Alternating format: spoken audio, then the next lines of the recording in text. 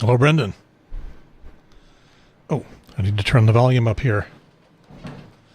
Can I hear you now? There you go. I can hear you just fine. I can turn myself up. I can turn myself up as well a little bit if you want me to. Don't know yet. I have to listen to the other people. So I was just watching the WRAL feed of tearing down the base of the monument. And by the way, we are live on YouTube and Facebook at this moment. Excellent.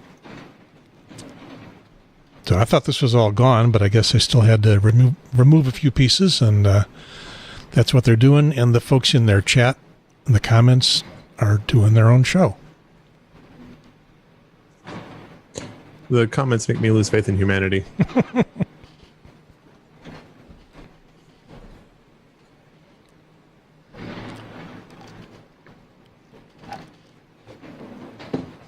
Looks like this is going to go on for a while. Yeah.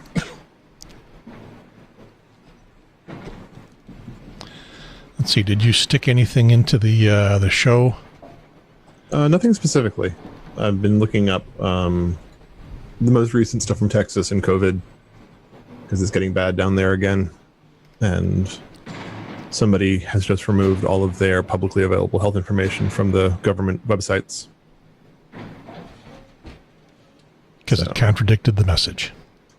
I don't know if it was a mistake, if it was a clerical thing, if it was politically motivated. I can't judge that, but it's been removed.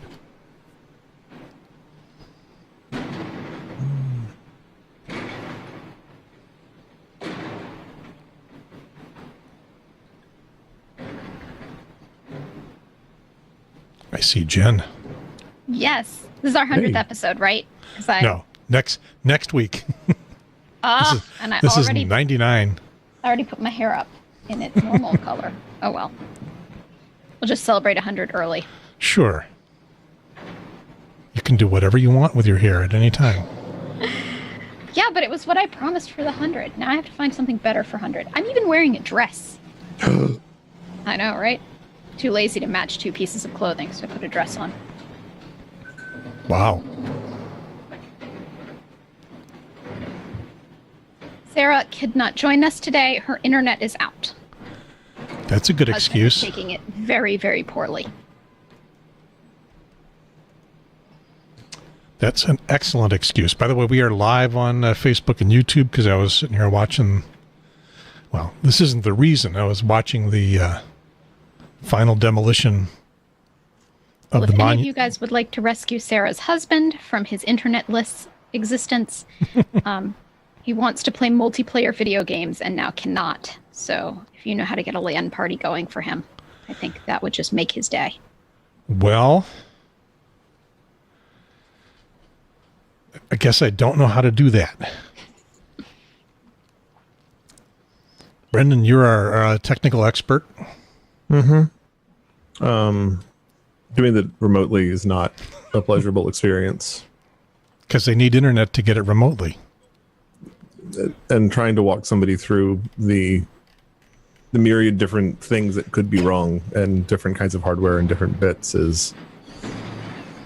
Yeah, do they think it's a local failure or a network failure? It's been out since Friday. It's not their house. It's not any of their equipment in their house, so they're going with it's a network failure somewhere. Yeah, that sounds like they need the provider to fix whatever it is. The node may be down or something in the neighborhood. And are their neighbors online or? Nope. No, so they're all out. That's how they knew it wasn't their house. That was very easy to troubleshoot because if it was their house, it would be just them. Well, at one point in Chapel Hill, the connector from the house, basically the cable that went from the street to our cable modem was faulty, and it didn't matter what we did. All kinds of stuff inside. The signal was terrible and things kept on randomly failing. And finally, they walked the cable. I'm like, oh, there's a bad connector. I had something similar happen. So I used to lose internet pretty regularly in Chapel Hill. I still live in Chapel Hill. And for the longest time,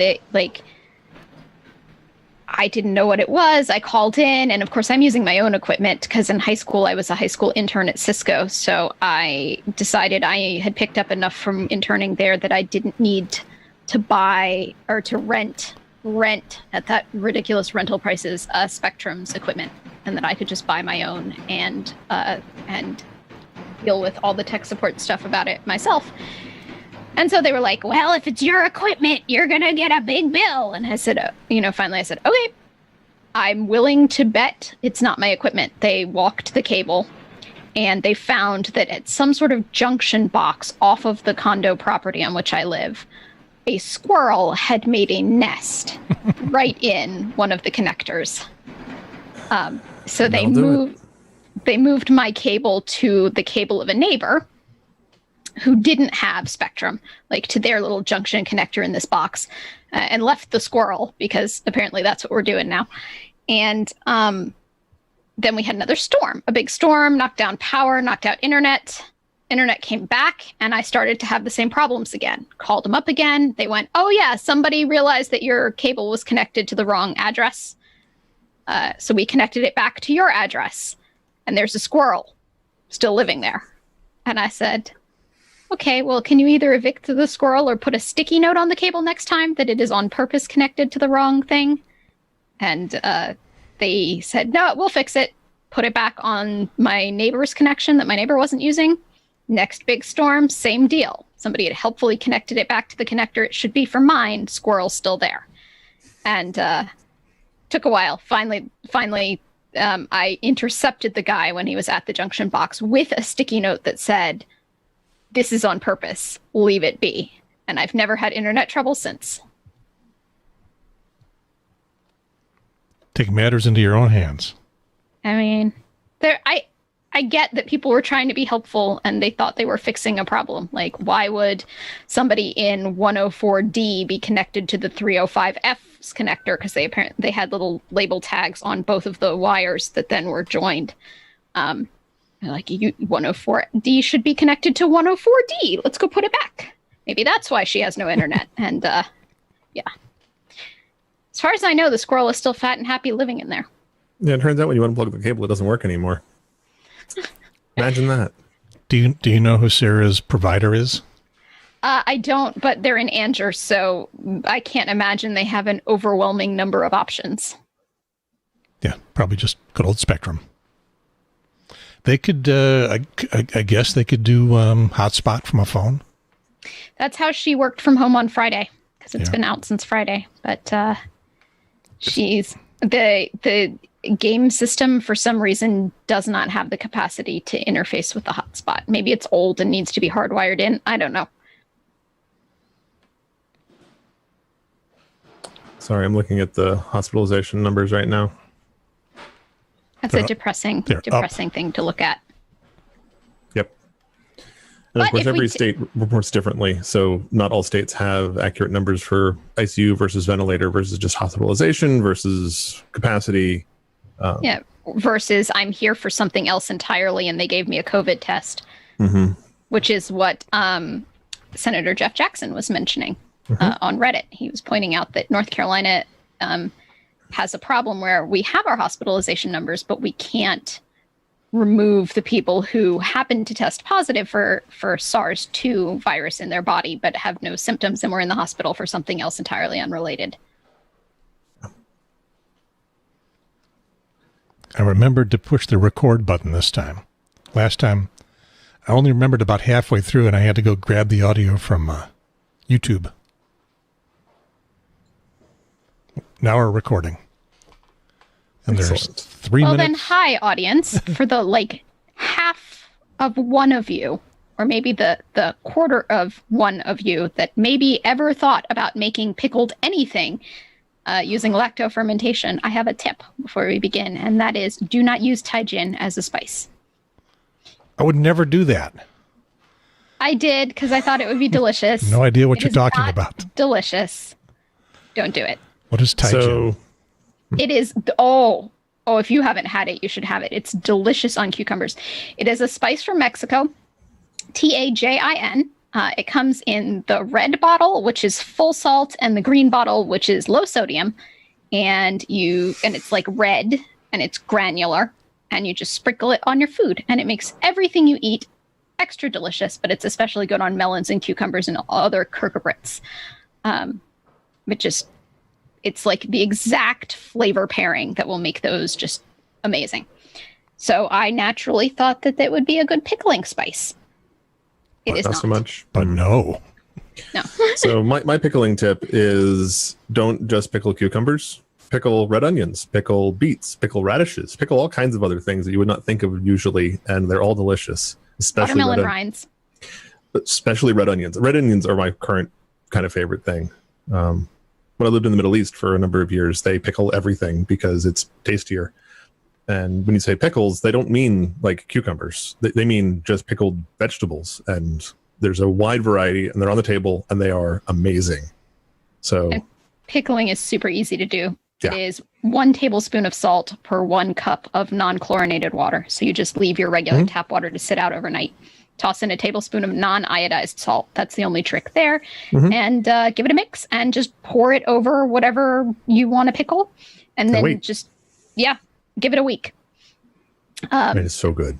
And don't like cap it in something with a really tightly cranked down lid, because it will explode, because the part of the pickling process does generate carbon dioxide. Carbon dioxide builds up pressure and it will break your jar. So, if you're going to put a lid on to keep the gnats out, and I recommend it because that one gnat always finds its way in, just make it a loose lid just for covering, but the kind where if you turned it upside down, it would spill. Complete agreement. It's delicious. Yeah. I've been doing watermelon rind for the past month, 2 months, and we're generating more watermelon rinds than I can pickle. We're running out of jars. Uh-oh. So apparently we need a cooking segment. Well, you also can get flats of, mason jars, quart-sized mason jars on, the Amazons. They also sell 1.5 mason jars now. Long, tall ones that are convenient. I'm doing what I can. We're using old salsa jars as the pickling product. It may come to the point where my boss buys me flats of mason jars, because I'm doing most of this at work, because that's where they like to eat watermelon and watermelon rind pickles. So it's been okay. Yeah, the last time I bought a flat of mason jars for personal, like for needing a bunch, was I was making hot sauce and actually canning it. And it stays good canned for a couple of years, but I make it spicy enough that it you have to want to eat it. So it takes a long time to go through it. Neither work nor I have a canner. I'd always borrowed the young woman who lived in the Yellow Room, which is where I'm currently sitting in college, because I have lived here since college. Her mom has a canner, and I would always borrow her mom's canner. Guess I have to finally break down and buy my own. You mean just like the pot you boil the jars in, right? Yeah. Okay, good. But it's tall enough that you can put the jars in and they're submerged, and I don't have any pots tall enough. Okay. Shall we do a show? We should do a show. It's I official. feel like we are doing a show. This is the pre-show. It always feels like that. But the show doesn't start until the music plays. From the studio in the bonus room above the garage on the north side of Cary, sequestered at the foot of Mount Belzoni, this is the Triangle Talk Show.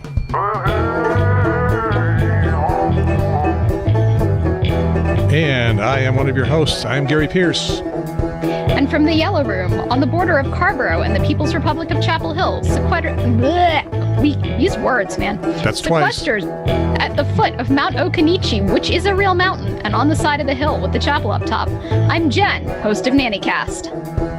And from a converted attic apartment on the edge of downtown Cary, nowhere near any mountain I know of, I'm Brendan Diesendorf, the host of the Practical Operations Podcast. And it timed out with the music perfectly. Brendan, I'm leaving your title up for a moment here so you can take a good look at it. Yeah. He's got a hammock for you. I like it. That was in the comics last week. I only have one Hawaiian shirt and it's not that color, but you're close. I have about the right amount of hair. Yep. So if you needed a logo, you got a logo. Thank you. You're the hammock man. Let's see. The show... Episode 99, or for Jen, episode 100. I came prepared for episode 100. I'm wearing a dress. I did my hair for you guys. I'm ready. And I'm a week early. Yeah, that's Jen's real hair, everybody. It is pink. June 28th. Well, those of you on audio. See audio audience? Right. It is pink. Like, let me promote you to full screen. Everybody can take a good look. It is pink. I have roots. Yeah, two-tone.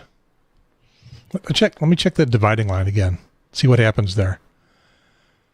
Yeah, a little light brown and then darker brown. Yeah, you can see that the light brown is actually gold. It's where the bleach hit, but the dye didn't. Okay. I probably should review my my hair as well, as long as we're doing hair for the moment, because 4 months ago, was it? I was bald, and now they told me it was going to come back curly. At least there was a pretty good chance that it would come back curly. And guess what? Came back curly. They're not wrong. They were right. And it's not necessarily going to stay that way. And it's maybe a shade lighter than it used to be. And I'm changing the title of the show, I guess, to Triangle Talks Hair. Hair and pickles. Occupy June 28th, 2020. Occupy 4 o'clock. Official name for the show. Our time has come again. I'm catching. It's a words day for everybody except for Brendan. Make him speak. Yeah, he can do this. You want to read this part? Actually, I ought to share this. I really should at some point. Triangle Talk Show is a YouTube show and a podcast, which can also be a YouTube show. You have to talk for the audio audience. They can't see I am the scowl. making the kind of face that is generally referred to as skeptical. Yeah. And that's exactly why it's not strictly speaking a podcast, because there's a visual element. And even when we're not directly doing things that are visual only, the listener has to fill in the gaps. So it's hard. Anyway. You know who's got a new podcast, or sort of new, because it was in the paper today, but it wasn't really that new? Clay Aiken. Oh, the American Idol guy. Yeah. And former failed politician. yeah. Well, he may still be a politician. He may run again, but he went for against Renee Elmers for Congressional District 2 and didn't beat her. While we're on this topic, I want to give it a shout out to my high school economics, legal, and political systems teacher, which now they've changed the name of that course to civics anyway. Mr. Aiken. Hi. I still remember everything you taught me. Not Clay. No relation. But if I recall, there was a relation. Okay, could be. We are a YouTube show and a podcast for the Triangle area of North Carolina. If you can correctly pronounce the name of the town Fuquay-Varina, then you know what the Triangle is. If you are a brand new from out-of-town news anchor on one of our local TV stations and that name pops up in your script, God help you. And it will pop up because the news producers and writers are evil. We talk about anything we want, including Clay Aiken. We aim more or less at things of interest to triangularians, which is someday going to be a title on the show down there. Just triangularians, because Jen always has something to say about that too. I'm just saying you keep trying to make it a word and make it stick.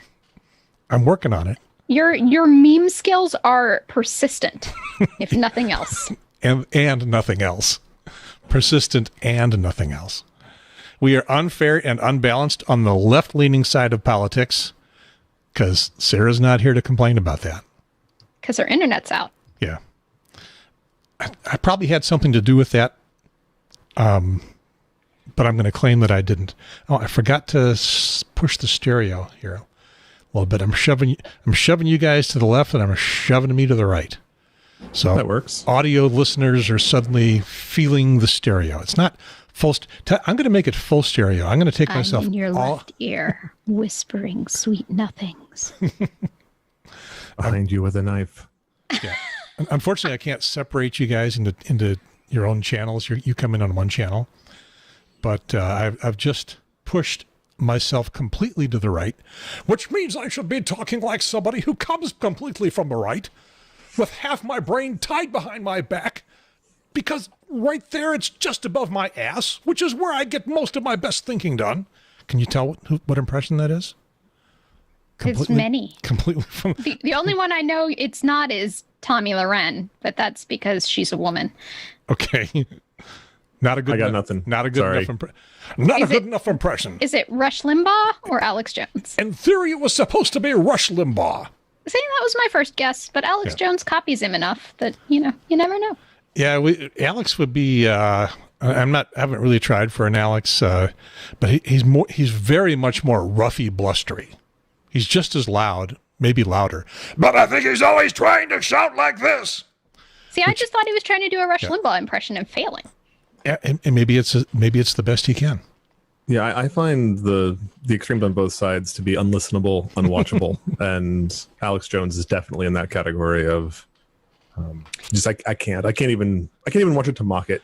It's he hard. Makes legitimate conspiracies unthinkable because he's such a conspiracy theory nut that like when there is something, when there is actually a plot and a plan, and then he brings that up, it's just lost in the noise because he's the boy who cried wolf. The chemtrails and the gay frogs and everything else, and this is the boy who cried wolf. You gotta like at least investigate it before you start going off about it, man.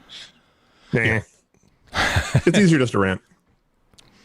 Every once in a while, the closest I can get is to watch a Hannity, and just to see where they go, because Hannity puts me to sleep. I have found that there's no faster way to fall asleep than turning on Sean Hannity and laying down on the couch. There's just something about his voice. Just numbs my brain to the point where I go to sleep. I think unconsciousness and sleep are slightly different things, but I'll give you a pass on that. Yeah. I wake up feeling rested. We'll just go with that. Is he still on at that point? No. Fox and Friends has moved on. Okay, so if Sarah shows back up, if she gets her internet, did she indicate that she would like to be regular on the show? Yeah, just not today. Okay, well, perfect. Because I get no feedback from you. Because I hear nothing until like 15 minutes till showtime from Sarah, and then she's typing on her phone saying, "Oops, can't." No internet. I send out a missive and I get nothing back, and I'm always happy when you guys show up to be on the show. All right, so she'll be a regular starting hopefully on our 100th show. That will be my gift for the 100th episode since my attempted gift failed. It didn't fail. It just came early. You were worried that, because Trump is going to eliminate the post office, so you didn't want to mail it, so you had to send it early. Premature celebration. Yeah, no problem with that. And I appreciate it. I think it's wonderful.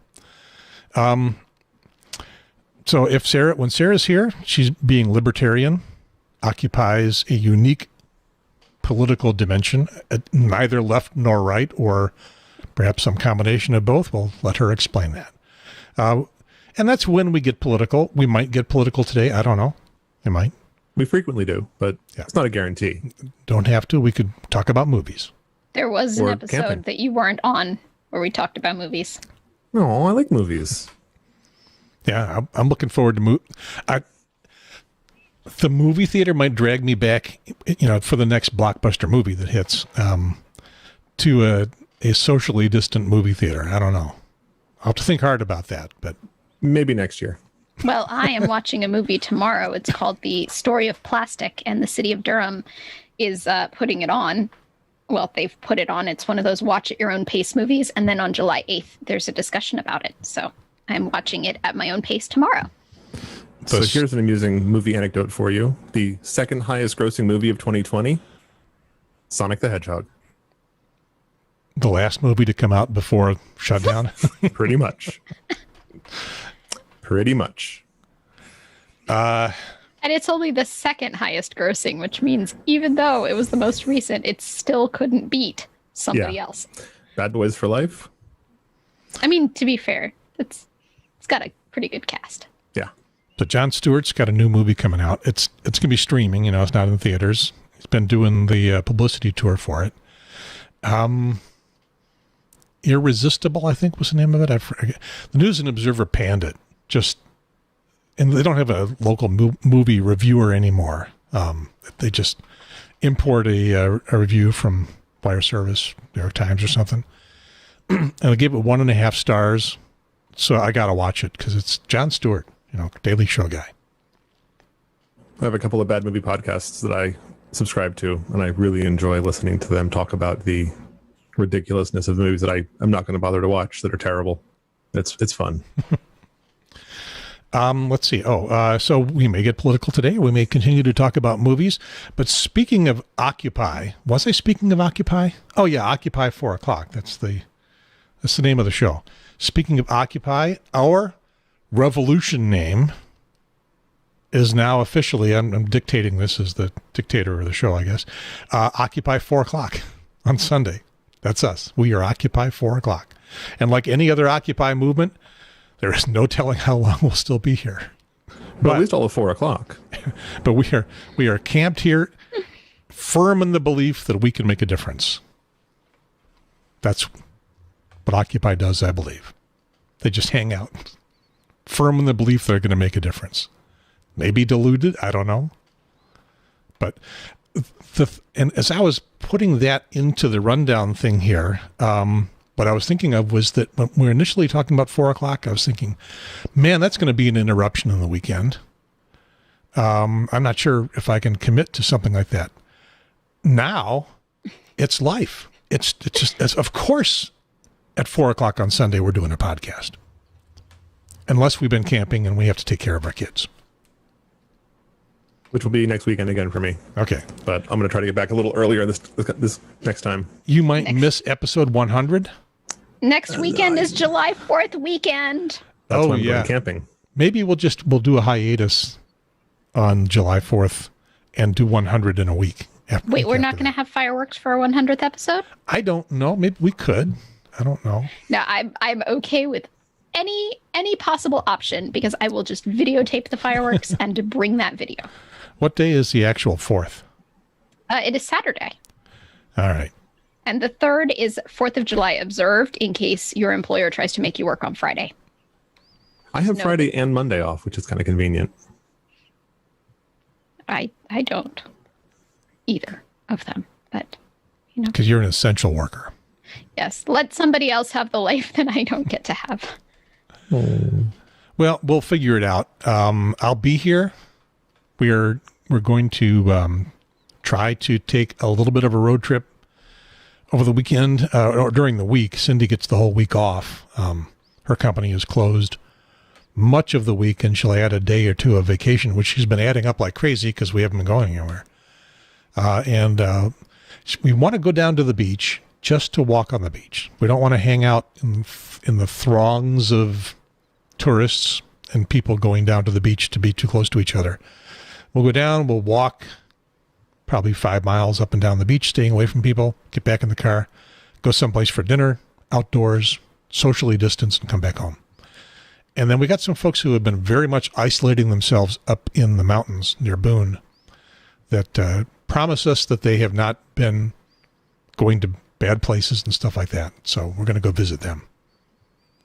So we'll see. If I come back with the COVIDs, we'll know I made a mistake. I'm waiting for someone to say, that's a really bad idea, Gary. I mean, it sounds like you've done your due diligence. You've been quarantining. They've been quarantining. Now you're going to make a quarantine, which in England is called a COVID bubble. I've learned that every country has come up with their own cutesy little name for when you take people who have or groups who've individually been quarantining and combining them into a bigger group, but also still only interconnected within that group. I quarantine. Quarantine is American because, this is who we are. And we like to come up with such cutesy little names like that. And then England just calls it a COVID bubble because it's more descriptive. Yeah, we refer to it as bubble. And there's one of our neighbors we're contemplating maybe at some point joining bubbles together. These are neighbors we had, until this, we had been doing Taco Tuesday every week for years, literally years. It's like, I would love to be able to actually sit down with my friends and have a meal. Not at Taco Bell though, right? Well, no, we'd cook. Okay. But we're still not going into each other's houses yet. And it's like, I would really like that. And they've been really good and we've been really good. And but it feels really risky to me. So Yeah, it does. especially when you go out in the world and you see so many people without masks, even then that's the general order and whatever else. It's just, come on, guys, come on, folks, you have to be better about this. Okay, that's I mean, when I joined my work family, we became a quarantine because clearly I don't live with them, but I don't see anybody and they don't see anybody and we see each other. So we're a quarantine. And then we recently added another nanny and family who have been doing the same thing of not seeing anybody, each of them into our quarantine. So now the kids have somebody else to play with. And there's a lot of trust that goes along with that. You have to really believe when people tell you that they haven't done anything else, and that if something else happens, they're going to let you know before you see them next. And it's tricky. There was a heartbreaking story out of Texas that somebody forwarded to me earlier in the week about somebody had a surprise birthday party for I think somebody's 30th birthday party. And in the aftermath, 75 people are sick and the grandparents are in the hospital in the ICU. And it's like, yeah, that's why you don't have parties right now. It's big parties. It's awful. I mean, there weren't 70 people at the party, but once you infect this group of people, they take it to their bubble, and now everybody gets it, and they super spread. And it's heartbreaking, but it happens. So you got to be really careful and really clear about people. And to be clear is to be kind at this point. Tell people what's going on. Don't leave things out. Let me finish my boilerplate here, because it's important. I understand this is important. All of the podcasting advice I get tells me this is important. Our website is triangletalkshow.com. Our Facebook group is Triangle Talk Show. Our YouTube channel is Triangle Talk Show. Yay. Our Twitter is @TalkTriangle. Why isn't that Triangle Talk Show? I don't know. I don't know how the Twitter works. Podcast-wise, we are on every podcast app almost, along with iTunes. Do they still call it iTunes? Apple Podcasts, I believe now. Okay. I'm old. TuneIn, Spotify, Stitcher, Google, whatever they're calling their podcast service this week. Google Podcasts. And any podcast app you got. Pace yourself, ladies and gentlemen of the audience. These can be long shows. We've done more than 2 hours by considerable amount. You might want to make it last all week, because Colbert, Fallon, Corden, Myers, all on break this week. No new shows late at night. Even A Little Late with Lily Singh, whatever that is on hiatus. Anybody know what A Little Late with Lily Singh is? Comes on at 1:30 in the morning after, I think it's on NBC, I think. Bold of you to assume I'm up that late. Yeah, I go to sleep really early as compared. For me, a late night is 10:30. Yeah, I don't watch any of those things in real time. I watch them the day after having recorded them on YouTube. Or in the case of Colbert, we also get CBS All Access. So that works. Watch it the next day. Now they're the morning show. Well, my morning show is typically Rachel Maddow.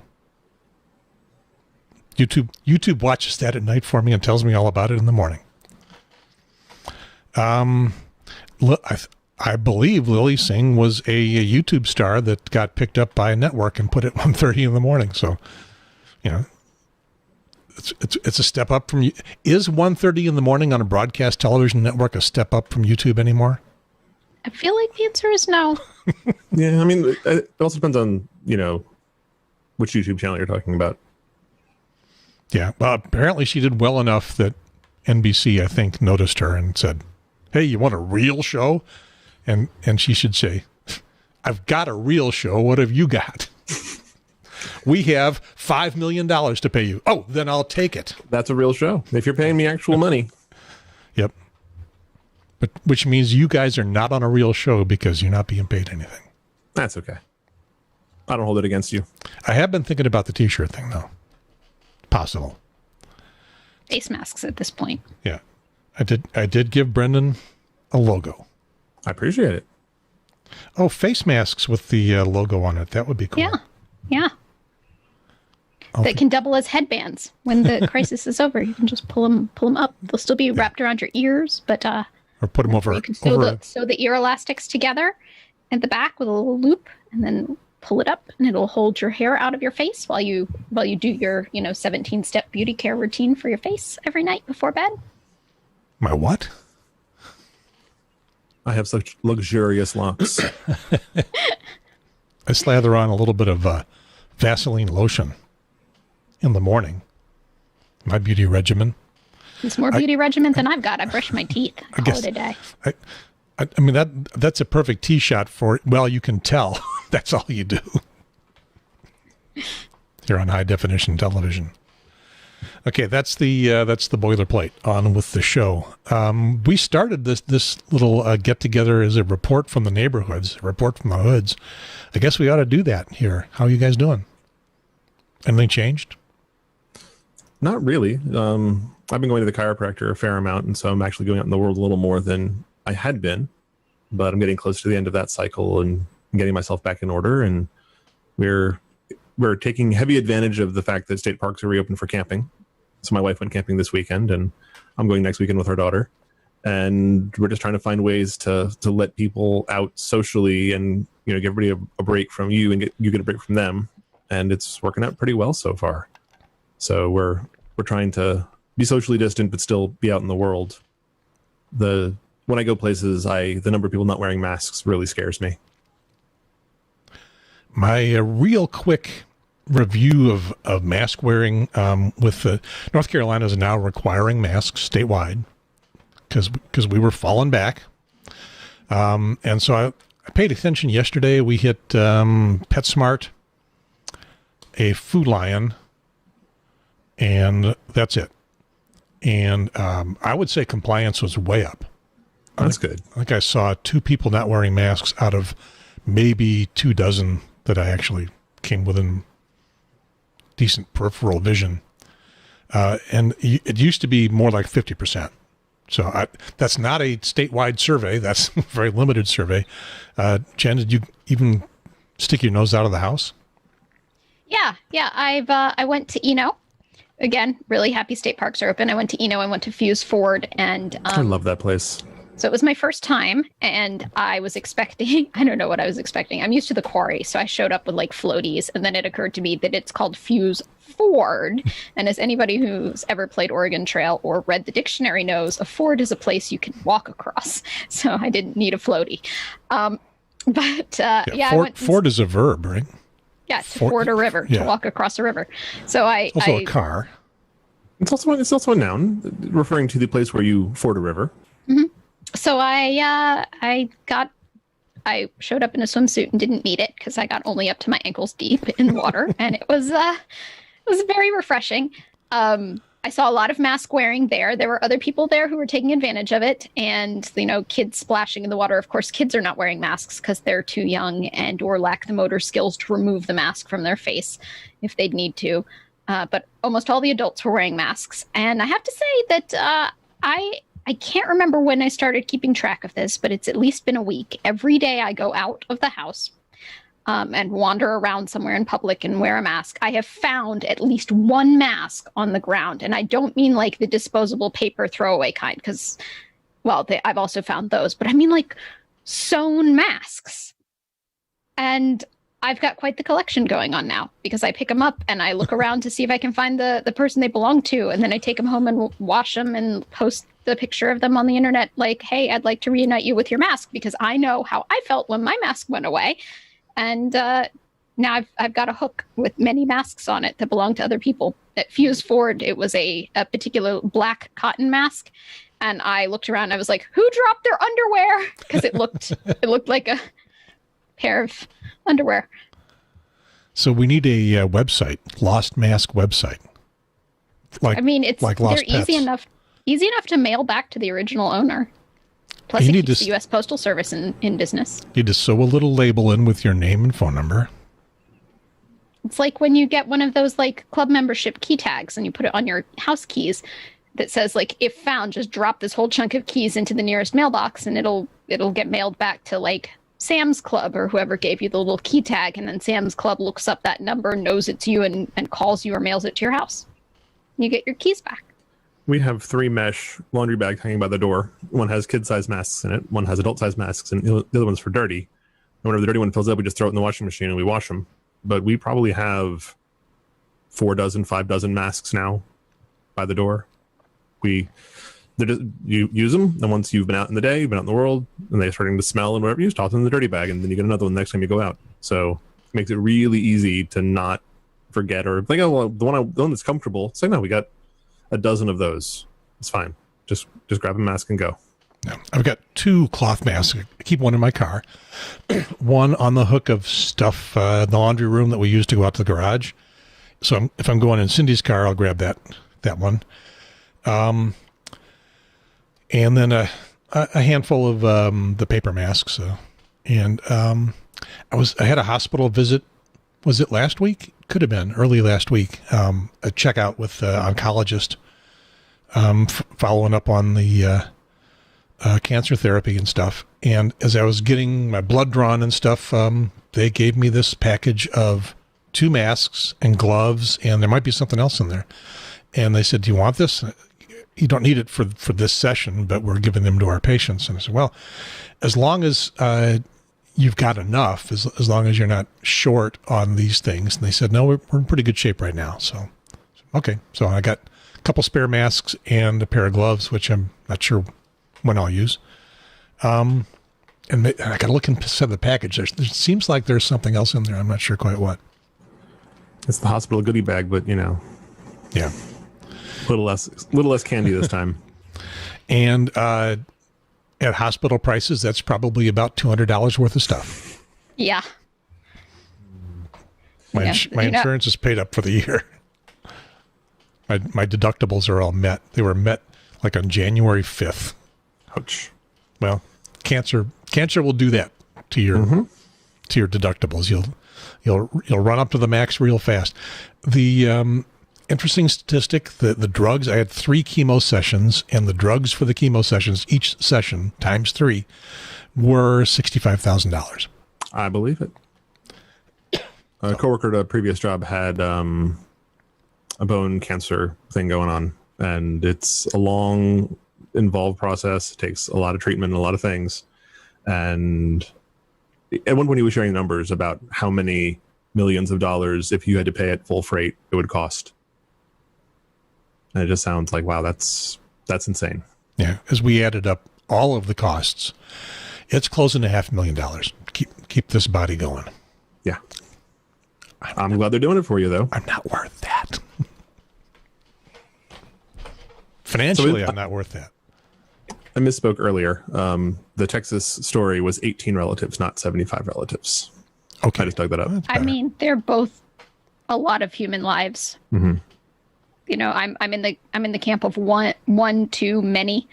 Have you guys know what I'm referencing, right? I'll fill in the podcast audience in case they don't. Please don't mind me if you already know what this refers to, but it refers to anthropological studies of various primitive cultures, and they have determined that in a lot of cultures, the number 1 is a common number, the number 2 is common, and then after that, some cultures have 3. Some fewer have 4, but then there's some concept of many or lots. And for some cultures, it was the shortcut they came up with was 1, 2, 1, 2, many, which is just to show that in cultures where you don't need much, you really don't need much before you're like, whoa, that's a lot. You know, I caught 1 fish, I caught 2 fish. Like there were so many fish, guys, and it's really just 3. So for me, when I hear the difference in the Texas numbers, I'm like 75 people, you know, a number in the teens of people. Those are all still many. That's a lot of people. That's too many people. Yeah, especially when the people there was a cancer patient, the grandparents were in the hospital. Like there's a lot of high risk folks there, and it's not worth the short term. Hey, we're having a party and enjoying something to then send your parents or other folks to the hospital. It's just not. It kills me that people are doing that kind of stuff. It's like, no, this is not a hoax. This is not a government thing. This is real, and people are dying. Stop. Just stop. I guess on the other hand, maybe sort of on the other hand, I have heard reports that of all of the big protests that started happening after George Floyd, There are no confirmed cases of coronavirus that came out of those protests. It's because Black Lives Matter said mask up, and people masked up. Yeah, they didn't maintain good distance, but they had... Well, the masks are really extra important if you're not going to maintain good distance. Yeah. If you're not going to wear a mask, you have to stay 6 feet away. If you cannot stay 6 feet away, you really have to wear a mask. Really best if you can do both, but let's not let the perfect be the enemy of the good. Also, wearing a mask defeats facial identification software. So, I would like to point out that I have seen a post that somebody made public, and they were clearly in the Wahoo conservative camp, and they argued that you should not wear a mask because wearing a mask defeats facial recognition software, and so therefore then the government could take anybody's guns, including yours. You should be maskless so the government knows that you are not the person whose guns should be taken. And I was like, guys, no, that's not the way we want to go with this. No, that's brilliant thinking. yeah, they should be maskless. I'm all for that. Oh, Yeah. sorry. No, that was out loud. Did I say that out loud? Inside voice. Yeah, I also heard, and I don't know how authoritative this is, that we heard about the big party in Lake of the Ozarks. And that also didn't end up with a massive amount of infections. On the other hand, as we look at the statistics that are coming to us from North Carolina and many, many other states, things reopened. People didn't wear masks. They had a good time.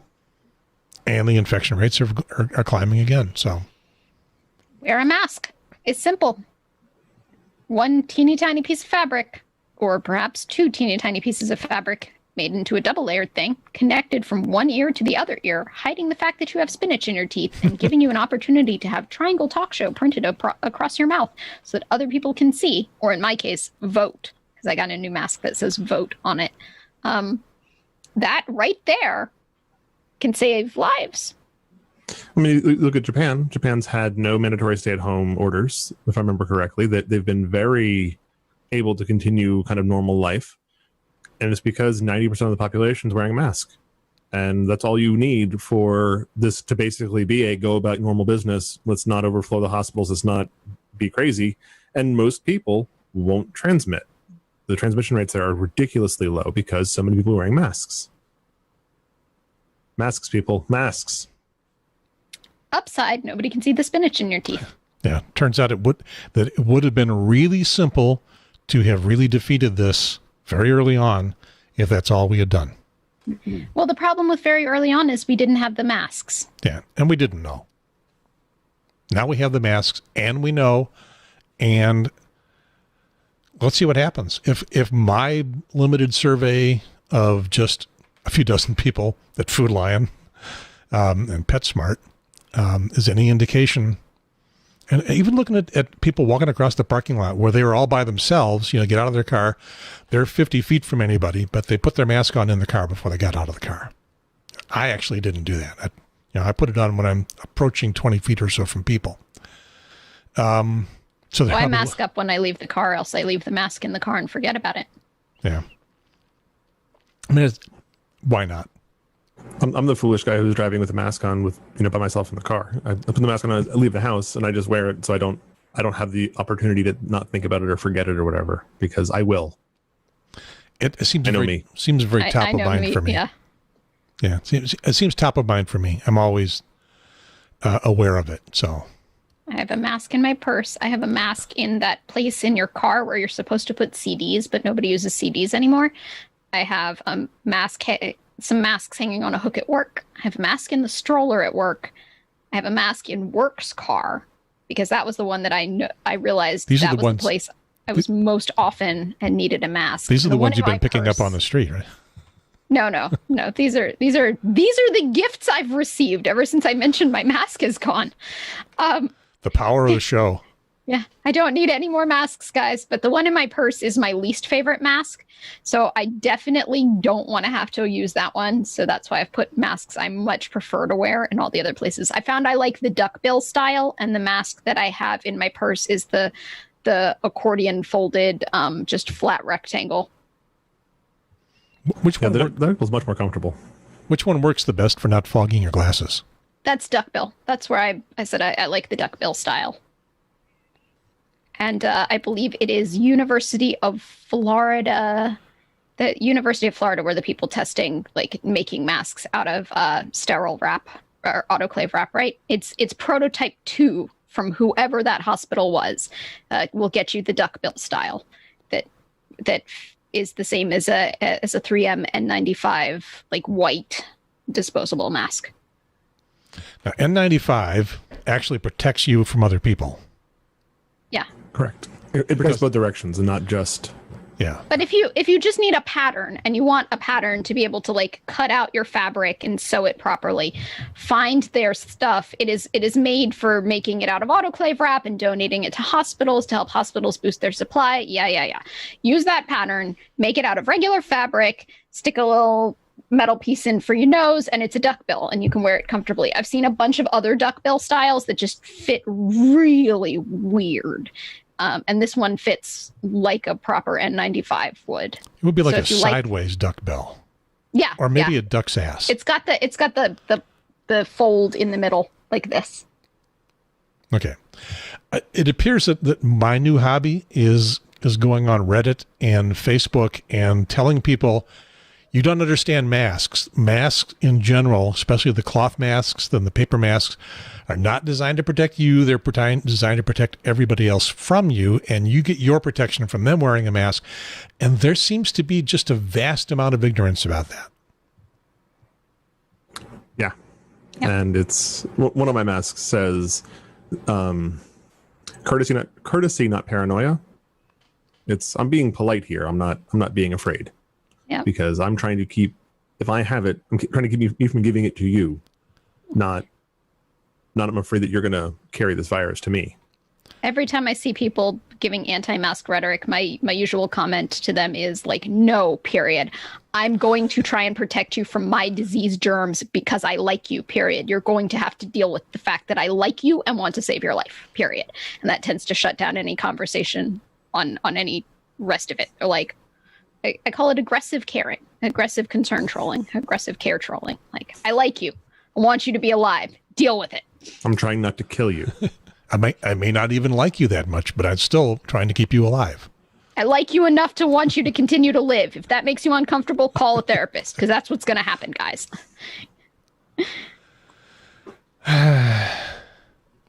Well, wear a mask. Yeah. That's seriously. our message. The official message from the show. Wear a mask. And now everybody in North Carolina is supposed to, and the states that Have we funded this mandate, or is it still an unfunded mandate? Because you know what happens to unfunded mandates. I think it's a self-funding mandate because it's not that expensive. No, but I mean the enforcement. Like if there's no extra money for enforcement, there will be no enforcement. And if there is no enforcement, there will be no compliance. And there is compliance. That's the thing. I think there's a lot of compliance and there's no enforcement. May it be the first of many times humanity has surprised me in a positive direction. Yeah, it would be a surprise. But I think that the reopen folks, their initial argument, reopen because the economy is tanking. Well, they've taken up the no mask thing because it's freedom. There's no economic argument there. We know where they were coming from all along because it's not the economy, stupid. It's your right-wing politics, stupid. Hey, if we fill the hospitals, we have more, billing we can do. So let's fill the hospitals. Yeah, right? they can make money. They actually suffered, as I understand it. They suffered for a while when no one wanted to go there because they were afraid of getting the COVIDs. But this inswell had not come yet from people being sick, and so there were short shifts and whatever because they didn't have people.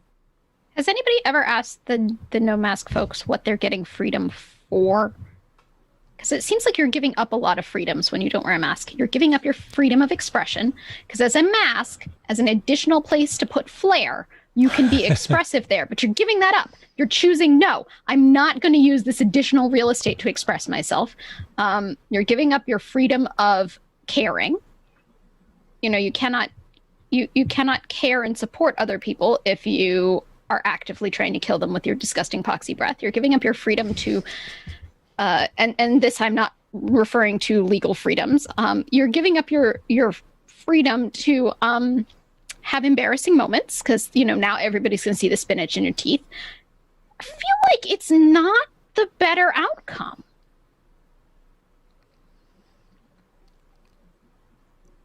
What is their freedom for? Like freedom to make everybody see my chapped lips? Oh, and you're giving up your freedom of having more money in your bank account because you don't need to buy chapstick because your chapped lips are hidden. Nobody cares. Freedom to not do what the government tyranny is telling you have to do. Well, I don't care what it is. I don't want to do it. I know you're being tongue in cheek, but that's very 3-year-old. Yeah, I would assume they're older than a 3-year-old to the point politics where in this country are very, very 3-ish at this point and have been for a while. But like defiance is not a policy. It's not a political standpoint. That's just defiance for the sake of defiance. And we usually tell people they need a nap in childcare when they're just defiant endlessly without it being connected to a reason, because usually they do need a nap. Have you met Mitch McConnell? Mitch McConnell needs a nap. I have long ago concluded Mitch McConnell and Trump both need naps. Mm-hmm. Trump needs a long one. Obstructionists, we're just going to say no to everything because it might help the other person. So we're just going to say no. I will say that back in 2010, when Jon Stewart held the rally to restore sanity and Stephen Colbert held a rally to make America afraid again, to induce fear, there was something. They were holding like counter rallies that ended up just being one big Viacom love fest.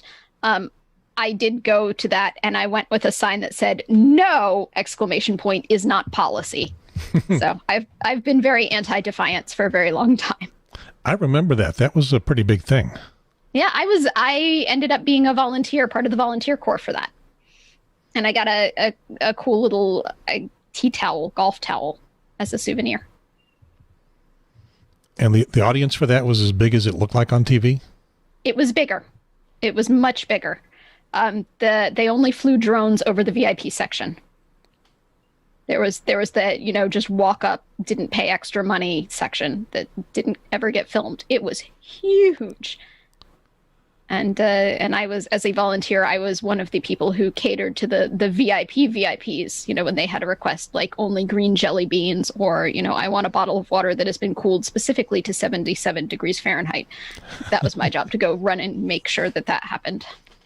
So when Sarah is back, I got to ask her, I really ought to ask this of the right-wing people, and I do once in a while on Facebook, and I never have gotten a really good answer. Most of the right-wing people that have been my Facebook friends have been slowly deleted off as they make really vile racist comments. And just like, okay, unfriend, goodbye, never want to hear from you again. I'll listen to right-wing people that make cogent arguments that I may disagree with, but if they just send out racist memes. And why do I have so many right-wing friends? Because most of my friends came through ham radio, and I was a minor celebrity there, and so I gathered several thousand, friends, people I didn't know, people who didn't know me, but they friended me on Facebook, and they turned out to be a bunch of right-wing Nazis, and then they put out their right-wing propaganda, and I delete them, one by one as they appear. But that's why I got to see so many of them. And now I don't remember what I was talking about. I was having so much fun talking about them. I miss having actual conservative friends who aren't. And now I remember what I was talking about. But go ahead. I'll still remember. I miss having friends who are actually into fiscal conservatism and smaller government and not into the race or the gender or the other things the Republican Party has picked up in the last 10, 15 years and really been running with. It makes me sad. There is a place in the argument or in the conversation for a smaller, more responsible government that is less involved in people's lives and is more selective about how and where it spends money. And that's not the Republican Party anymore. And it hasn't been for at least a decade, if not longer. Yeah. Moderate Republicans, true fiscal conservatives, people that don't buy the social aspects of. But that's not what stirs people up these days. No. What I was thinking of was all those talk shows that are going on hiatus for the next week, they're all Trump bashing talk shows, and current state of the Republican Party bashing talk shows. And where it's really easy to do that. Yeah. Where Like if you want Kinda to writes build some itself. content, where do the Trump fans go for entertainment? oh, I used to know that because I knew somebody who was a hardcore Trump fan. The Drudge Report, Fox News was like their most mainstream version. They have some other locations that they go for their entertainment. Well, that's news and make you feel good talk show reporting. But the equivalent of a Colbert, of a Jon Stewart, of There was a Seth Meyers. TV show. So I walked into a house that I was pet sitting, and they'd left the TV on for the dogs, so the dogs would feel less alone until I showed up. And there was a TV show, and it was a sitcom. It was a family sitcom. And they had, the butt of the joke character was a liberal boyfriend of the daughter of the family or whatever. And they just laughed at him the whole time while patting themselves on the back for how, good and wholesome and American a family they were. Yeah, that's Archie And Bunker. I can't, it was recent and I cannot remember what channel it was on. But it was one of the major networks at RDC, maybe my RDC. And so I was really surprised, and I was like, this must be the rest of the entertainment package for those folks. You might be thinking of Last Man Standing with Tim Allen. Yeah, Tim Allen was on it. Yeah, Last Man Standing is the name of it. I'm very familiar with that show because I know the producer, one of the producers. In fact, he invited me out there it had a ham radio connection. He invited me out there for that. And he was actually on my ham radio show because he's a ham, and I'd interviewed him for about 2.5 hours. And mostly we talked about that show and other Hollywood production and stuff like that. Not very much ham radio stuff. Last Man Standing is a new version of All in the Family. Archie Bunker, with the conservative dad, the ditzy mom, the liberal wacko boyfriend, and the also liberal ditzy daughter. It's literally from that update of that show. And it just seemed in this present day like beautifully timed propaganda. Yeah. It was on ABC for a while, and then ABC dropped it, and it was off for a year, and the audience did one of those, for them it's pretty much that right-wing audience. They did one of those, convince the network to bring it back, and they couldn't convince ABC, but it was on Fox. Fox. It wasn't on Fox on the TV when I saw it, so it must have been ABC. Oh yeah, they also reached the point where they had enough stuff in syndication or in enough episodes that they could do syndication. So it could have been syndicated, and that would be on a local station. So that could easily be the Fox 50 or the CW 22 or whatever we got around here these days. All of this just makes me feel so happy that when I left the country for a job in 2001, that I stopped kind of consuming American pop culture because I was overseas and you couldn't get it. Like, we saw movies and those kinds of things, but then I got married and got pregnant. We moved back, and with little kids, you don't watch much of anything. You're dealing with kids. And so I never got back into it. And sounds like I haven't really missed anything. Oh, it's raining outside. I looked up out the well, it's a good thing I did laundry earlier today and put it out on the line, isn't it? And then didn't bring it in. It's out there getting washed again? Yeah, well, extra rinse, and with rainwater too. So that's the best, softest water you can get. Well, thank you for that heads up. I'm going to disappear for a minute and get the hammock down that's hanging up without a tarp over it. So I'll be back in about 5 minutes. We'll be watching for you, will we? If I switch to speaker view and Sarah says something, she'll pop up full screen. But you got to, not Sarah, Jen, you got to talk and then you'll be full screen. Talking. There you go. Talking, yes. No, I heard a funny noise from my window and I glanced over and I'm watching diagonal rain just come down from the sky. Which is, okay, well, sorry to derail, but... That's okay. I'm going to bring up the My Radar. Yeah. So sometimes when Chapel Hill gets weather, it then goes to Cary and Raleigh. Oh, there it is. There's the weather rolling through that strange amoeba with the red in the middle. And then other times it doesn't. But it looks like y'all are going to get it soon. Enjoy. Oh, yeah, it's coming right at us, and it's right at you right now. Yep. And my window tells that is true. The pine trees are blowing exceptionally at the tips, at the very tippy tops of the pine trees. They're waving like they just don't care. Throw your hands in the air, wave them like you just don't care. Yeah, that's my pine trees right now. I will be able to see if Brendan comes back. I got a little. Let's see, find the right button there. I got a little Brendan monitor sitting right there on the screen. So we're all set. Oh, see, you guys can see our show notes. Gary just showed you the show notes. Oh my God, you're gonna have to go back and do a freeze frame because I'm not going to show them to you again. He writes all this like super extensive show notes stuff, and then I just of it. And I just copy and paste small bits at the end. And that's when, for those of you who are watching the YouTube feed, when my eyes leave the camera and I look like I'm typing, I'm adding things to the show notes that I've actually already mentioned so that he can add it to, I don't know, whatever description and show notes he posts for you. So Jon Stewart has been doing the run of shows, the promotional thing, to talk about his movie. I can't remember what the name of it is. It's Irresistible, I think. Which I think maybe it was the News and Observer article that was panning it that said it was called that because it's got the word resist in the middle. So maybe I don't know. Most of the names of most movies at this point. Heck, they name laws just so they can make acronyms out of them. Yeah. I don't feel like that's a negative.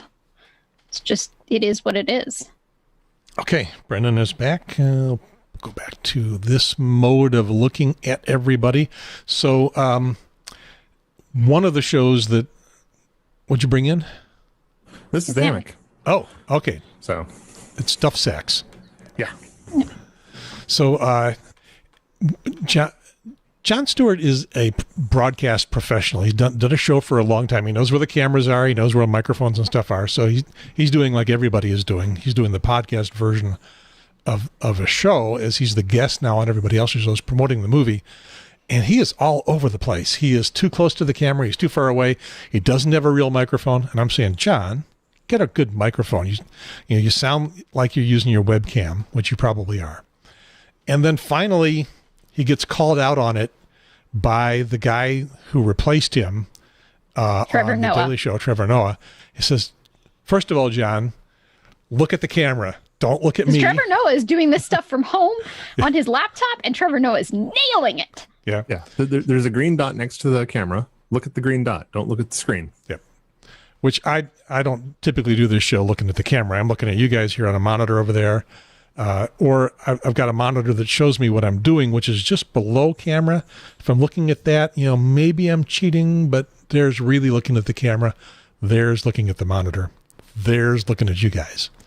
The way I've got this set up. My little webcam slidey thing that goes like this, and then it's black, and then like this, and then it's not black. It covers the green dot when it's open. Just because the green dot was annoying.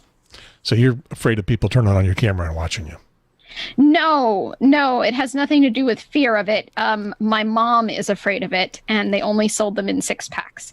So, and after a million times where my mom was putting like actual duct tape, which leaves that sticky residue over her camera, and then peeling it up to see us, and then putting it back down, and then having to clean off the sticky residue, I bought her a proper slidey thing. And then since I had 5 extras, like I gave one to my housemate, I gave one away at work. I figured, what the heck, I'll put one on my machine, and I found it very effective to hide the little green light, which I found that I really appreciate not having stare me down when I'm using the webcam. When I want privacy, I just take a lens cleaning cloth and I just do that. The one thing I have found that the little slidey thing is very handy for is if I'm on wired headphones or wired headset into my computer and say I need to go to the bathroom and it's a meeting that I have to stay in. I can't just pop out and catch back up. And at least in some things, they can turn your webcam back on without your authorization. I do appreciate sliding the slidey thing closed because, like, I'll mute myself, I'll turn off my camera, but then I'll slide the slidey thing closed, take the thing into the bathroom or near, because my bathroom, the toilet is situated where I can still leave my laptop outside of the bathroom and still be in the bathroom with my long enough connected cord that I can still hear what's going on, do my business, and nobody can accidentally see me in flagrante, as they say. Yeah, I hit mute on the board, and then I turned the actual speakers on. I have a powered amp, and the bathroom is closed. I can just listen to the call. And I wish I could. I wish my house was set up such. But yeah, no, sometimes I've been asked to comment while I am tending the porcelain god. And it's been and they're like, oh, you must be muted. Let me unmute you. And I'm like, no, you can't. I don't think you can do that anymore on Zoom. I don't think. Oh, thank God. Because like my headset has a little button where I can mute the mic while I'm. Let me see what happens. Because I can, me being the host here, I can mute you. Can I unmute you? Oh, no, I can't. I can't do it. I think you can request to unmute, but you can't actually do it from your side. Yep, I answered the request six times. Okay, so because I was pressing the unmute button a lot. Yeah. Just in case the clicker wasn't working quite Zoom, right. thank you. I don't know if Discord is caught up or Skype. I can't remember which of the services that this was happening on, but I remember being caught by, because I had the laptop in a place where I could sort of see the screen because they were doing a screen share of a presentation that I really had to get this information. Like it was something where I was an active participant in a project and they were presenting information that was very critical to my role and also, but I had to pee. And then they were just like, Jen, you're muted. We'll unmute you so that you can say this very insightful thing that we know that we've just put you on the spot to say. And I was like, just as you were grabbing the flush handle. Yes. And then today I was in a discussion of a movie, and I was doing my laundry, and I wandered with my phone over because I was just participating audio wise, and I wandered with my phone over to the washing machine as the water is filling. And I'm like, I am not peeing. That is my washing machine. Sure it is. Sure it is. Yeah, the number of times I've heard people who are on audio only conference calls flush the toilet or whatever is disheartening. Because they didn't have the forethought to mute themselves first. It's, folks, come on. You can do this. You know how at least in my field, we all work in technology. Like, we know how this stuff is supposed to work, or at least we should. And if you can't figure that out, come on, let's do it. So I'm doing the Tuesdays with Tillis thing every Tuesday with about 50, 60 people on a Zoom call. And every week it's getting a little better.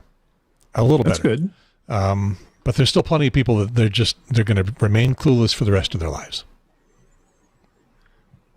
So the wind has picked up, and I did mention I was doing laundry this morning, and I did mention I put it out on the line, and I was letting it just be rained on, but also I didn't use clothespins. So give me a minute. Okay. Jen's turn. Jen's turn to go rescue stuff from outside. And yeah. There we go. I have a tarp for the hammock stuff out in the backyard. My wife went camping this weekend and took the tarp with her. And I ordered a second tarp, but unfortunately the second tarp is right here. Not doing anybody any good at all. Nope. So instead of trying to go out and run down and set up a tarp, I just brought the hammock in. And I mean, it's all synthetic fibers. It's not going to rot. I just don't want to deal with drying it out, especially with the threat of rain this coming week. And then going camping in the weekend. So, yeah, those are the storms. We're looking at the radar. For those of you in the audio audience, it's has it gone past Chapel Hill? No, it's Jen is in the thick of it, and it's coming right at us here in the Cary. You went outside a few minutes ago. The dark clouds were rolling in, but the wind hadn't picked up yet. So I'm certain it's coming. A little one that went by. The red part of the storm is clearly over my house right now, because there was thunder and everything. But my clothes are fine. Nothing fell off the line. Yay. And It's all wet, though, again. Yeah, well, I mean, it was all wet to begin with. I just did the laundry. So so it wasn't really a line. When I call it the line, it's a drying rack with little feet. So I just went out, picked up the whole drying rack, moved it inside, and now it'll continue to dry inside. We have wasn't one of those actually that wet, surprisingly. We have one of those really old school kind of umbrella style. You plant it in the ground drying racks, and I like certain things. I prefer being dried out in the sun, out in the open air, but it's way up in the backyard, so we can get enough sunlight, which also means it's really inconvenient to get to when it starts to rain. I like those for kitchen towels, especially. Excuse me. Kitchen towels do really, really well just being sun sanitized. You guys must not have neighborhood associations, because they won't let us hang laundry. Oh, I do. But the I believe the term is the Karens of the neighborhood associations take the weekends off, which is why I do my putting out of my laundry on the weekend. And I live in the one part of Cary that doesn't have homeowners associations. Yay. We don't have any rules. It's really kind of convenient. No rules, just right. You live in Outback. Basically, yeah. You live in an Outback restaurant. And do people take inopportune advantage of that, or are they? For the most part, people are pretty good about it. I mean, we have chickens as well, and some of our neighbors aren't thrilled about our chickens, but the town of Cary has a townwide ordinance about the number of chickens you can have, and we are within that limit, and so we're fine there. And hey, I'm just wondering if we need to introduce your chickens to Jen's snakes. Now my snake is not a poultry eater. She only eats murrain, so rats and mice.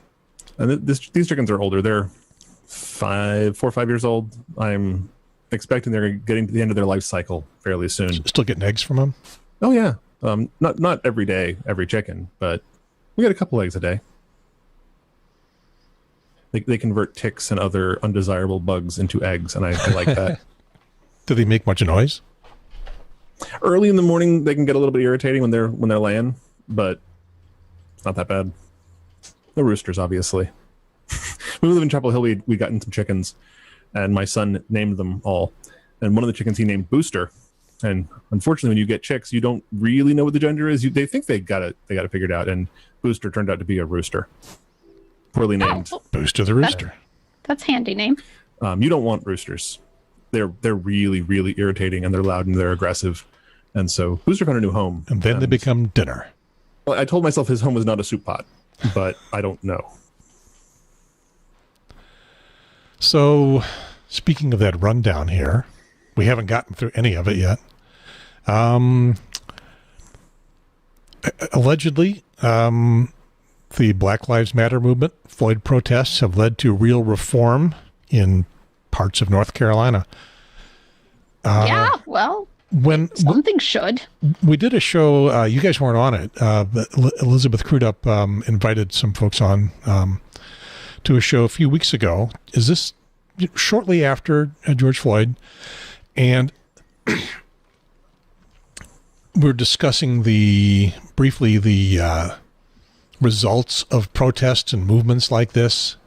And I remember that one of the women, a black woman who was on the show, and I were talking about what the potential move forward of something like this. And we were both going like that. You do something like this, gets big like this, you get an incremental move forward, just a little pinch. And we didn't know what was coming. This has been much bigger than that. And there have been some actual changes. So, Jen, have you got the list of things that have happened in Chapel Hill up in front of you? Okay. I do not have the list of the things that have happened in Chapel Hill in front of me. I don't know if you can get them anytime soon. North Carolina wide, well, some police departments, some cities have done this 8 can't wait thing. And do I have the 8 can't wait on the website? I think I do. Yep, you've 8can'twait.org. Yeah. 8 things that Raleigh says that they have implemented in the in the police department. Charlotte, I think, has banning chokeholds and strangleholds, requiring de-escalation, requiring a warning before shooting. I believe that's stop or else shoot. Exhaust all alternatives before shooting. A duty to intervene. That's one cop needs to intervene if he sees another cop doing something bad, and that gets to the big blue wall that is such a problem. Ban shooting at moving vehicles. That's just going to ruin every chase and cop scene in television that involves a car. That seems so obvious. That one in particular. Because bullets don't care what your thoughts are. It's physics. Sorry, I shouldn't jump in. No, that's okay. Require use of a force continuum, and I'm not sure I can understand what that is, but I don't know exactly what they mean by that. And require comprehensive reporting.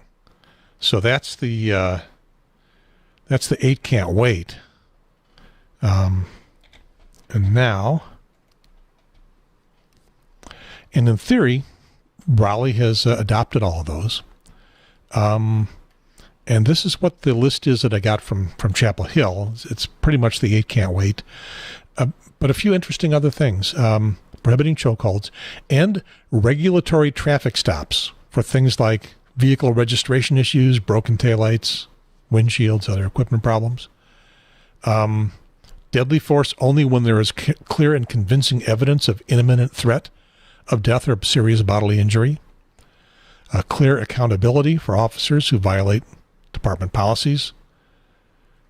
Transparent processes to make long-term changes, including staffing levels, crisis unit activities, list of local rules that may criminalize poverty.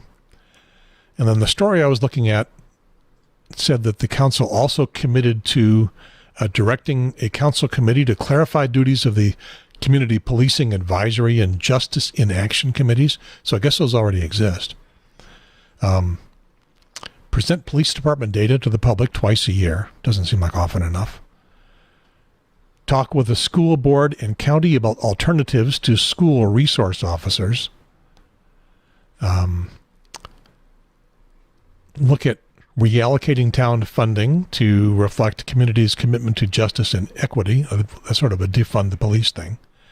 Direct the town manager to discuss funding with community and faith-based groups. Hold community-wide listening sessions and direct the town managers to plan a community task force to review public safety. Reimagine the police department.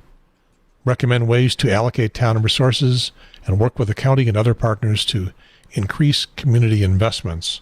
Some more defund the police. I guess not a big surprise for the People's Republic of Chapel Hill, but that's where you live, Jen. Does that sound like your town? Yep. And it does sound like some of the things on the list were pre-existing, but I like how we're claiming that we're doing it now also, too. Because I know that we've had like a mental health task force for years, because I had to place a call in for a mental health task force. So the fact that they're talking about like community partners and stuff, I'm like, but we've had that. We've had that because I lived where they showed up when I had to make a call because there was a guy having a psychotic break in the library, and I'm the one who called in to have that handled. I don't know. I'm not sure if I mentioned it here. I kind of want us to take Colorado's stance that the governor of Colorado recently signed into law a bill that says, I think it's by next summer, anytime there's an interaction with the police that anybody complains about, if the body camera wasn't active, basically they side with the perpetrator, not the police, and any of the police's claims are thrown out. They assume they assume police malfeasance at that point. And that kind of shifting the onus, regardless of any other data, if the body cam is inactive, we're done. It's a full stop at that point. Yep. That kind of activity, or that kind of that hard line of, no, this is the minimum standard. You must meet it. And if you don't meet it, you're done. That has the ability to actually change things. Yeah. And that's what I want to see everywhere, particularly here where I live. Yep. And then I've already heard the arguments, but what if it just fails to function? Like, look, then you should have been checking that before you went out on patrol. Make sure your body camera is working. Oh, the other 7 officers that were there, did they all fail at the same time? Yeah.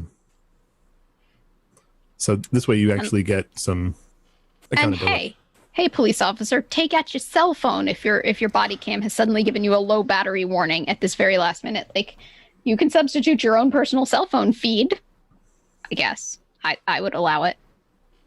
I don't know, but these reforms are long needed, and I'm glad that they're starting to actually happen. So I wonder how this is going to, I guess I don't even wonder. I can already sort of predict how this is going to sit with existing police officers. Hopefully it is embraced by a bunch of police officers who are like, I will never be in a position where this would be something bad about me, so heck yeah, let's roll. Mm-hmm. I would hope the same. I know that law enforcement generally tends to skew towards the conservative pool in terms of who wants to be a police officer and who comes up those ranks, and there's no issues with that. I have no problem with that. But this has become politicized in other ways, and I could see people resisting just because of the politics of it, which is sad, but that's where we are in this country. So I'm hoping that having actual reform happens in a way that the cops who say, I'm not a bad cop, I don't do these things, and yes, I want accountability to make sure that when something bad does happen, it's not me or my fellow cops that get nailed with this, because the false accusation stuff is real. It does happen, and it's protection for them too. Hey, so on that note, hi, police officers. I'm a nanny. And nanny cams have become very increasingly common in homes of nannies. And yeah, some nannies are put off by the fact that there is now a camera aimed at them all the time. But trust me, we've gone through this already as an industry. And I have to tell you that accountability like this protects you and is beautiful and is wonderful. And it's so great because the people who are watching the video feeds aren't untrained individuals, you know, that you get the understanding that you want to have about why certain things might happen, like why you might suddenly be flicking a booger that you picked out of your nose, or why, you know, your partner's body cam might catch you picking a wedgie. It's okay.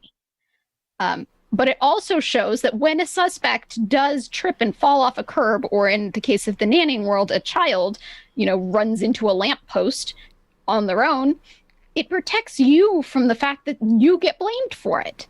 It shows you being more awesome than you had any idea that people were going to get to see. It really isn't as bad as you think it is.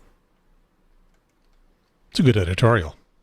I mean, the nanny industry has been dealing with the advent of nanny cams for a very, very long time. And all these concerns that the police are having, I've heard it from nannies when the nanny cams became very popular. Unlike the police, though, nanny cams are monitored by parents, and some parents don't understand a picked wedgie. But at least these police cameras will be monitored by somebody trained who is looking specifically for malfeasance and is not caring whether or not your underwear is one size too small and keeps creeping where it shouldn't. Take, for example, Wilmington. Have you guys heard the story of the two Wilmington cops that last week? I missed it was last week. Jen, does that sounding familiar to you? Despite the fact that Devin is supposed to be feeding me all the Wilmington information, the introduction you gave is not sparking any bells of recognition. Okay, so somebody in the Wilmington Police Department, whose job it is to review the footage, as you were just describing, came across a camera that was had been rolling in a police car from two cops who were having the most racist discussion. And I probably ought to Wilmington need to dig this up on the Google so I don't get too many things. Oh, poor Wilmington. Because now you're aware of it, so now you have to deal with it. And that level of bias is not something we want in our peace officers.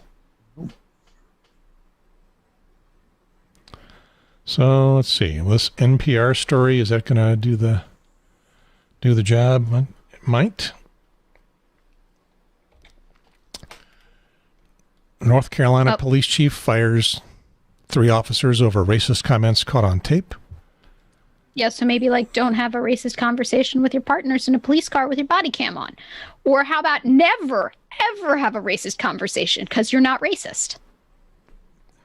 Yeah, and this was not dog whistle coded conversation. This was out and out. Them just sitting in a car talking. Yeah. Ouch. And go through this and see if I can find some of the early in the story, one officer saying he was ready for a civil war against black people. Yeah, that's not what you want in a peace officer. I would say that is a whether or not you want to do whether or not you want to do like the kind of politics where you treat everybody as humans or not, that is a level of bias you don't want in a police officer. Because they're police officers, they should be unbiased in this regard. So I would say that is specifically a job disqualifier, specifically for the job of police officer. Also trash human being, but also not what you want in a police officer. One of the things that I learned in my career, my field, is you assume that anything you type into a keyboard, anywhere at all, is going to be recorded forever. It's the internet. People will remember. It has a very long memory. So don't make comments on websites. Don't do stupid things, because it's going to come back and bite you. It will. And if you're wearing a police officer's uniform and you're sitting in a police car and there are body cameras, much like firearms, assume that they're loaded and running. Assume that they're active, always. So if you have But I'm not crazy just whatever telling thoughts, a racist police officer how to hide his racism. I'm saying don't be racist. well, I would agree with that, but that's thought police level of stuff. But don't have the discussion with your fellow cops about how you want to start a civil war, because it normalizes it among your fellow cops. It brings that idea and it spreads that idea like poison throughout the department. Yeah, we can't stop individual people from having whatever thoughts they want. That's one of the things we do in this country. You are entitled to your own opinions.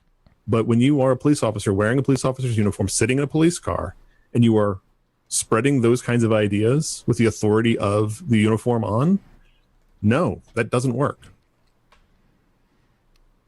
I would prefer them not to be racist. I mean, I would prefer everybody not to be racist. I also realize that we can't wave a magic wand and have that just happen. Yeah, that story I was looking at from NPR didn't have much in the way of direct quotes. I think this Washington Post story will come closer because, well, for one thing, here's the title. We are just going to go out and start. If we're going to go with direct quotes, I'm going to stick a trigger warning on this. Okay. I don't think there are some people who are necessarily need to just be suddenly hit with a quoted racist comment. Yeah. Without some ability to gather their spoons. Okay. That's a good idea. The headline, we are just going to go out and start slaughtering them. 3 cops fired after racist talk of killing black residents. This is, again, the Wilmington story. And this is from just earlier this month. This is in June. This wasn't 6 months ago. So let me see if I can find the quotes. And I get that a lot of police officers feel under attack for the protests and everything else, and they feel threatened. And I completely understand that is going on. It's going through their heads, and they have this idea of unity and trying to pull together and survive this storm. But the response to this is not doubling down on violence and hate. The response to this is, how do we fix the relationship with the community? How do we make things better? How do we reach out and demonstrate that, no, we are not the bad ones. We are not the violent jerks that go and indiscriminately kill people. That's the appropriate response, is to start rebuilding trust, not to double down on hatred and violence. Yep. All right. So it doesn't take long to get into this story. Sitting in his patrol car in Wilmington, North Carolina, Officer Michael Kevin Piner predicted Black Lives Matter protests would soon lead to civil war. I'm ready, Piner told another officer, adding he planned to buy an assault rifle. We're just going to go out and start slaughtering them, F-N, he said. And it is the N-word you think it is. It is. The shocking threat came, this is Washington Post, came amid extended, openly racist conversations between Piner, 44, and 2 other police officers, 50-year-old Corporal Jesse Moore and 48-year-old Officer James This is the Gilmore. old guard. This is the old guard on that force. They are old.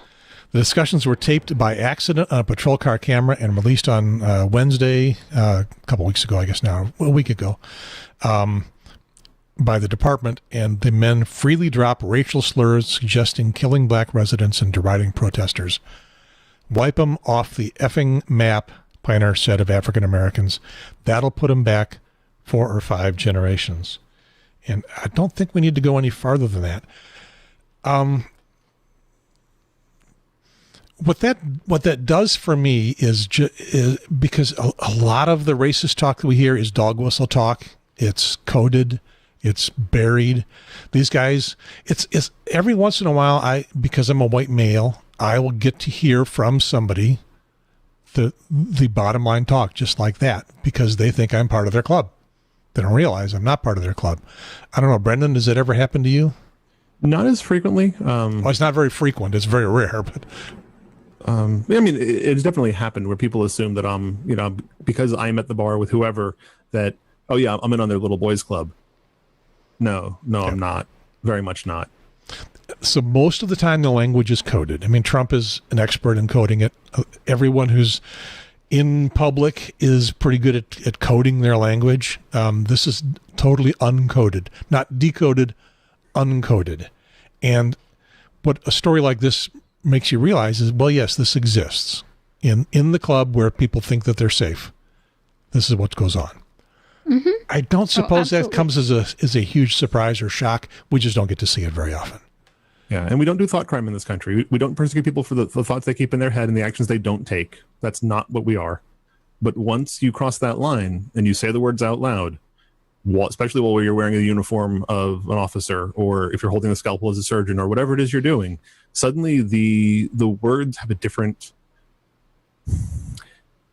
severity, and you can't do that. You can't take that back. You can't play that game. And so I am very happy that they got fired, and I'm glad that the town didn't stall for months and try to figure out what they were going to do. Yeah. Probably these guys knew each other pretty well, felt safe, didn't know they were being recorded.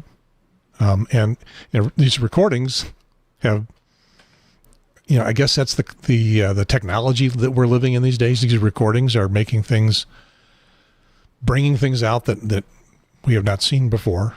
We knew about, people have talked about, but we discount them. We don't really believe them, or at least if we may believe them, but we can't do anything about it because we don't have the evidence. Well, we're getting that evidence. There was a tech commenter on a different podcast that I listened to who was talking about it when he was a kid, and if you had told him as a child, oh, in the future, everyone's going to have super high resolution cameras in their pockets at all times, everywhere you go in the world. And his thought would have been, oh, great, we're going to get, high resolution pictures of the Loch Ness Monster or of Bigfoot. And what it turns out we got was high resolution pictures of cops being horrible to black people. Another kind of monster. Yeah. The number of, carry-outed sightings have gone down because it's harder to fake high resolution stuff. But the number of racial threats and violence has gone dramatically up. Yeah. We didn't get the flying cars. No. So if you were trying to defend these guys, or not defend these guys, but defend a police department in general, you'll say, well, they were the bad apples.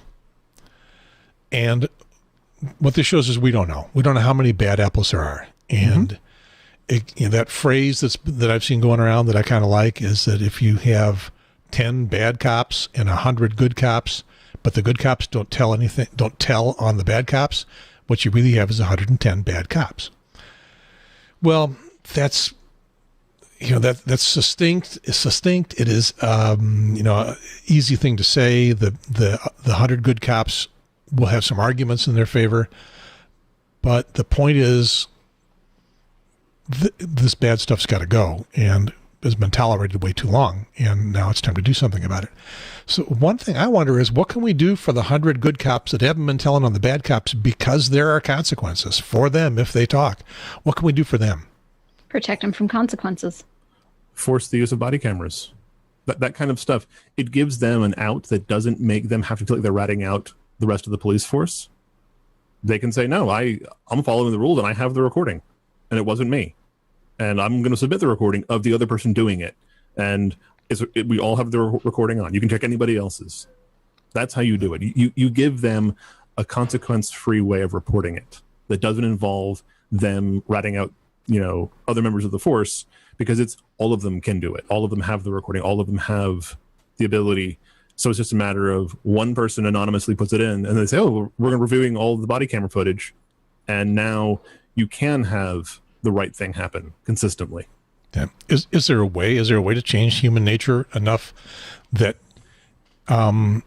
you don't even have to do it that anonymously, that it becomes okay? Well, you have to repair the relationship between the police force and the citizens. And that relationship has been severely degraded in many, many places. And that level of trust has to be built back up. And that doesn't happen overnight. That's going to take a generation, if not longer, to get fixed. Yeah. And the way you start is giving people concrete ways to do it safely and to say, I want to be the good cop. I want to be the upstanding citizen here. I'm afraid of repercussions, but I have a way I can do it now. There's a Preet Bharara Tune In with Preet podcast I have not listened to yet, but it is talking about the Camden model, which I've heard about but don't know very much about it. Evidently in Camden, New Jersey, just across the river from Philadelphia, they revamped their method of policing. It's a model for the defund the police concept. So I want to listen to that and learn more about what went on there, how well things worked, what didn't work. But I guess if we actually continue to have success doing this, if this doesn't fizzle out and sort of disappear by the election, we may have big turnover within the police department and hire people that can handle this sort of stuff, and really come out with a very different model of not sending a guy with a gun to something that doesn't need a guy with a gun. Have a totally different way to send authorities, responsible people can handle situations that aren't police. And I feel uncomfortable about a system like that because I don't know how it works. No experience. I don't, kind of worried that it won't work very well. And change is always scary. Change is often a destructive force that upends things and makes things really weird, especially as it settles down again. But change is also required at this point. Yeah. And significant structural change is required. So we're going to be uncomfortable. Good. Let's do it. Brendan, it's 5:30. It's often your time when your carriage turns into a pumpkin.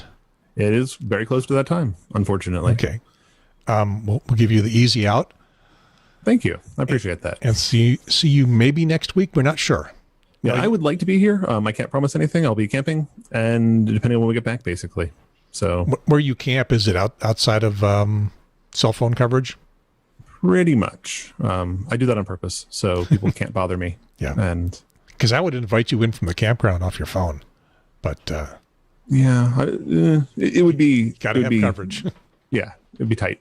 Okay. Well, we're not even sure we're going to do a show next week. We may not, because we want everybody here for 100. Mm-hmm. And I'll let you know as soon as I know. I can take a short vacation. That will work for me. Okay. I will see you folks next week, I hope, and if not, the week after. Okay. See you then. We will communicate in some manner. We also got to figure out our communications zone. We've been using Reddit. We can do better. Yeah, definitely. So we'll figure. We may have an off-air, a non-on-air Zoom chat to talk about doing the show. I can set up a Slack. Anyway. No, my phone doesn't have space for Slack. Everybody wants to set up a Slack. I don't have space for Slack or WhatsApp. What you got? Discord, right? I've got Discord. I've got Facebook Messenger. I've got email. And my phone is full. And my housemate just came home and he's asking questions out loud. You got to go too? Yeah. Okay. Because what I was going to do is tell the audience that in the last half hour, when everybody else typically leaves, it's just you and me, and I was going to call that the Jen and Gary show. Alas, not today. We're not going to do one today. He went to visit his family, so he's back. So we will just wrap this show up. So, Nanny Jen, a host on the Nanny Cast. Still doing those shows? Yep, every 2 weeks. Every 4 weeks is a new one. Every other 4 weeks is a one from our archives. Okay, because your shows are pretty evergreen most of the time. Yeah. Your topics are... We don't need to re-record on a topic. We've already got it. So we just bring back one that's relevant. Okay. Say hi to everybody in Nannyland. The next nanny. Have you told them you do this show? Yeah. Okay. So we're getting all of the nannies out there around the world tune in to watch their favorite nanny podcaster in a non-nanny position, although you tend to nanny the show a little bit. I nanny everything. This is and to be fair, it's not because I'm a nanny. I'm a nanny because this is my personality. Perfect. And Brendan lying in his hammock there. Yeah. Practical Operations Podcast. Totally technical, very different from this show. It is. And we're still every 2 weeks. We try to do every 2 weeks on Friday. So this is an off week for us, but next week we'll be on again. And I will plug this show there. I generally try to keep my plugs low because we try to be evergreen and try to keep on topics that are kind of authoritative, or not authoritative, but that are more focused on less on current events and more on technology specific subjects. Yeah.